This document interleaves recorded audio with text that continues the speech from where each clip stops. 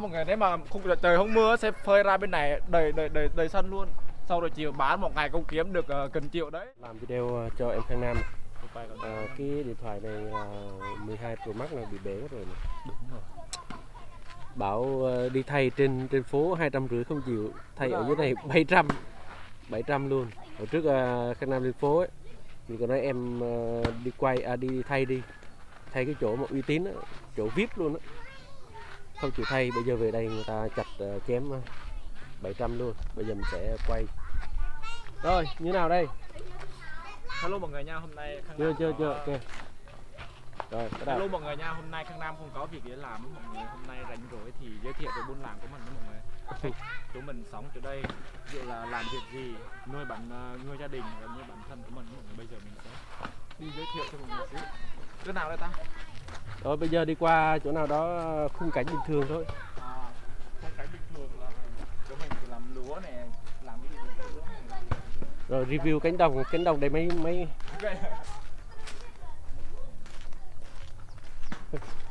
sao mà vượt qua được hàng rào nữa. Rồi bây giờ là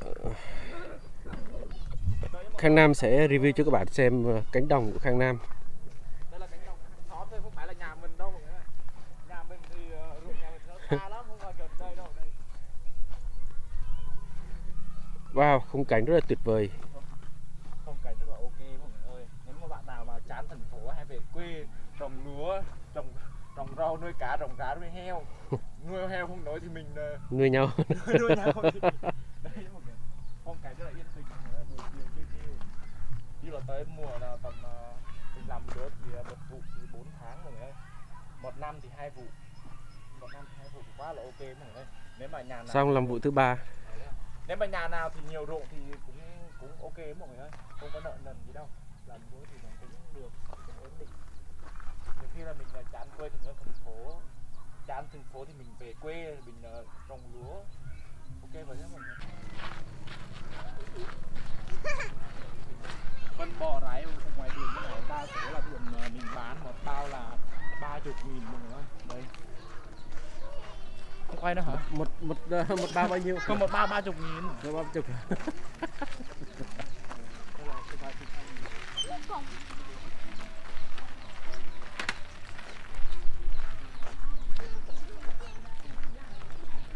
Review airport.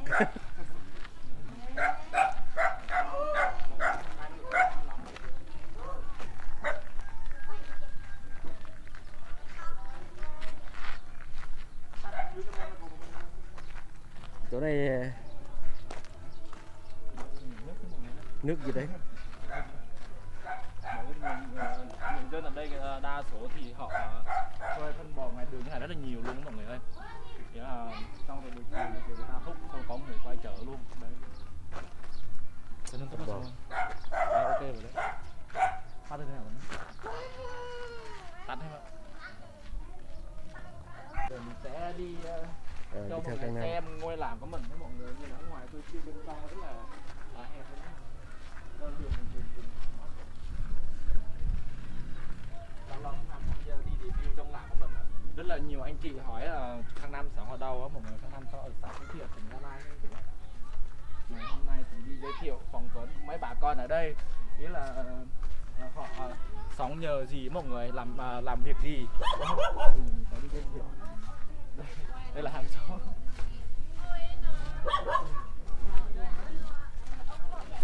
Chào bà con. Các bà đang làm gì? Cái kia bán gì vậy?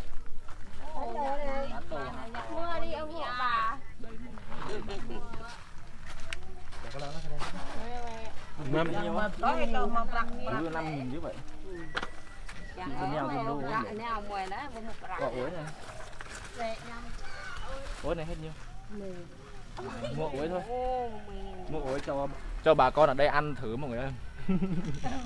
Ông đừng có quay nha, cho nên bạn rồi nó Quay lo quay cho vui thôi. Nhà quay ba này nè, nhà quay ba này. Không muốn ăn thôi. Nhà quay ba này. Bây giờ Nam sẽ chia sẻ cho bà con mình một quả. Ăn rồi. nhớ hồi bố bỏ nhớ. Nhà quay Hai bên được bằng. Ủa bên này trời. Ôi nó mo bà nhấn lệm nữa lệ. nè con sạch nó cối ơn Ôi, cái Làm bữa ơi, Chào. làm được đâu mình đi bên kia không nữa tại hẹp bên kia bên kia tháo Đi ra. thấy nhầm doan mới có thầm Hả? Đây. đây là chuồng bò nhé Chuồng bò. chỗ này thì cũng rất là khó khăn xíu mà có đường vô đường ra lắm đi qua bên này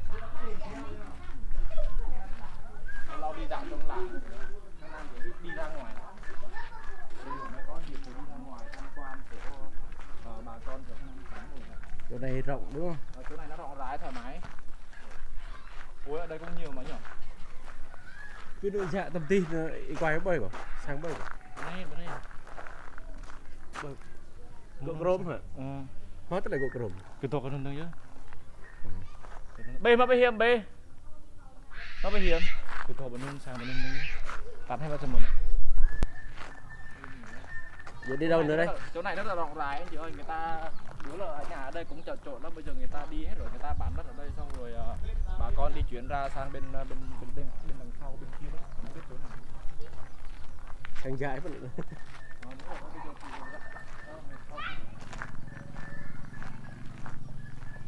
nhà này đẹp quá đúng không?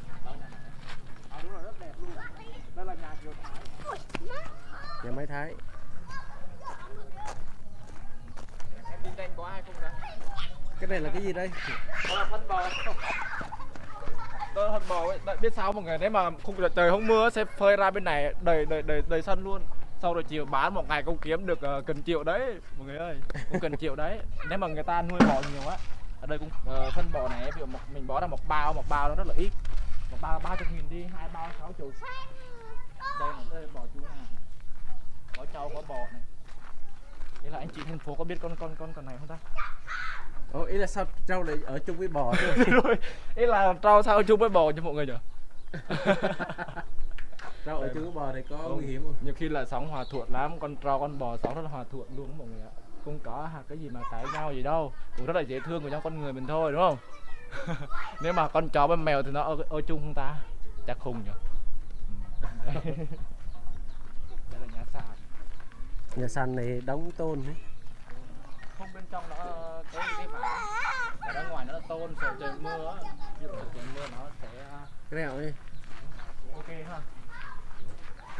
Ước này.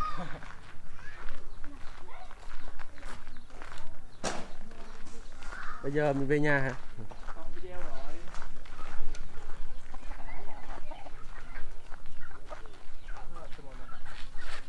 Được.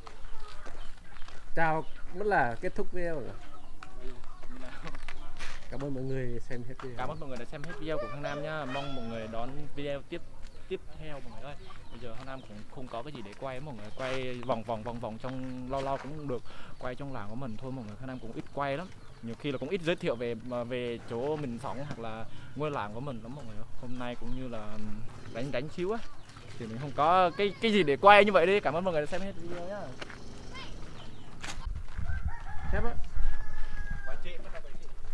Thu sách. Bây giờ mình đi theo Khang Nam đi tiếp, đi review sau cánh đồng. Đây là không gian nhà bếp. Không gian nhà bếp hàng xóm của anh. Quay video đẹp lại mình. Nên lên thế nào đó coi. Được chỗ nào đường ta? Được mà. Cái lè kệ ta. Lè cho phải trốt. Chỗ này được đi đường không ta? Được mà. Có. Giật dây rồi. Được chứ. Hay đi đường này chưa? Đi rồi.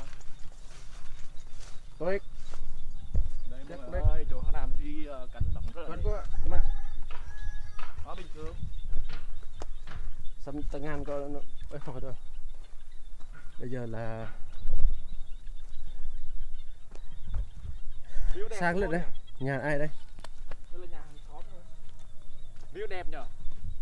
Đây mọi người, cánh đồng rọc bao la. Đây là cái gì đây, vườn ai đây? Đây vườn hàng xóm. Người ta mới dựng nhà ở đây mọi người ơi. Mai mốt là người ta sống ở đây rất là nhiều luôn á.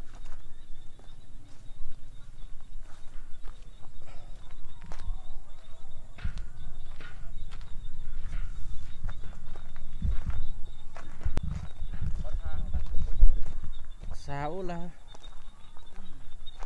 nhá bác. Như tháng 5 hay thấy người vùng cao mọi người, nếu mà lá nó đủ như này chắc người ta ăn sạch cây luôn nhỉ, ăn sạch lá nhỉ, phải không ta? Tháng 5 hay thấy mấy anh gì vlog á, đây mọi người, ở đây lá nó đủ người ta không muốn ăn đâu anh chị ơi, lá đời luôn á. Tháng 5 thấy cái chỗ gì mà người ta ăn sạch luôn, sạch lá luôn. Đây là quả gì nhỉ? Đây là quả cà Mấy bạn đã độc ăn bao giờ dược chưa? là đây. Thử nhỉ? Đây là quả cà độc dược nha. Đang xíu rồi, nếu mà bỏ vào luộc vào nồi thì nó rất là ok.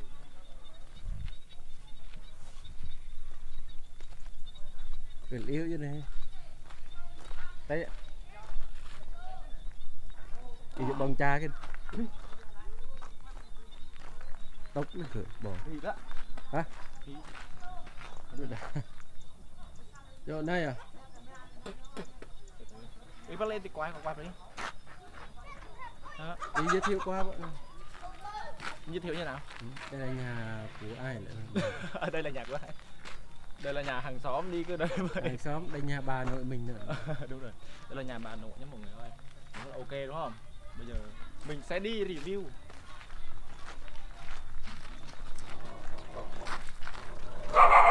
Chú nhà. Nhà này nhiều chó. Sang lên từ. Hả? Bây giờ Nam sẽ bỏ ra ở ngoài nhá.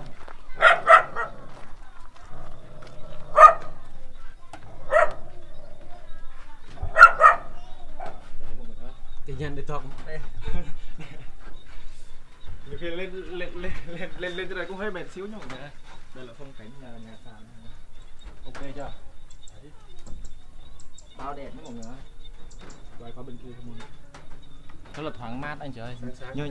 Như nhà sàn như này rất là mát luôn. Được ngắm cảnh ở cánh đồng nữa anh chị ạ. Đấy. Đấy mọi người, nếu mọi người thì như anh chị ở thành phố rất là thích căn nhà như này đúng không? Đấy mọi người. Đây là bán hiểm này. Bán tét nữa đây. Cái dầu phép bắt ép luôn. Đây là cây thật nha mọi người ơi, người ta bảo giống như xi măng đúng không? Gỗ nguyên chất mà. Đây là gỗ nguyên chất, gỗ này nó đắt hơn gỗ ở dưới này Simon. Nó đắt ở dưới thì không có sơn, ở đây sơn màu. Còn cái này có phải nó sơn nó là người ta bào hay sao á? Sơn sơn phủ bóng. Đúng rồi, nó rất là đẹp luôn. Đấy. Nhà này cũng bao nhiêu người ước mơ á mọi người ạ.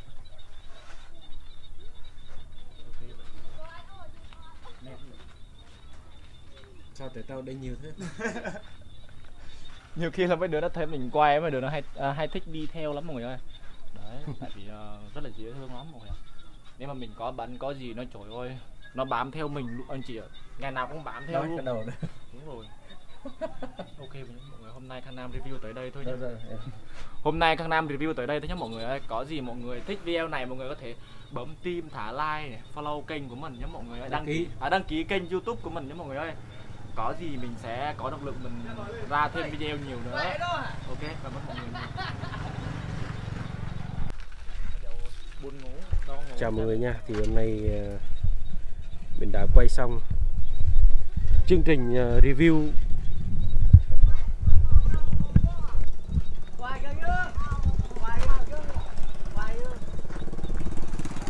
Rập tự hả? Rập đi hả? Hello mọi người nhá, lâu hôm nay Khang Nam cùng với anh Simon thì đi review trong làng của mình mọi người ơi. Khi là làng này cũng rộng lớn lắm, tại vì đi không qua hết đâu, cũng rất là nhiều luôn. B hay còn cái cờ Linh Dubai cũng là tem hồi xưa. Bây giờ bỏ nghề rồi, đi lấy vợ bỏ nghề rồi. Tem bây giờ lấy vợ rồi, Đúng rồi, nhiều không khi quay là nữa. ai cũng bỏ công việc YouTube hay là TikTok mà đi lấy vợ thôi mọi người ơi.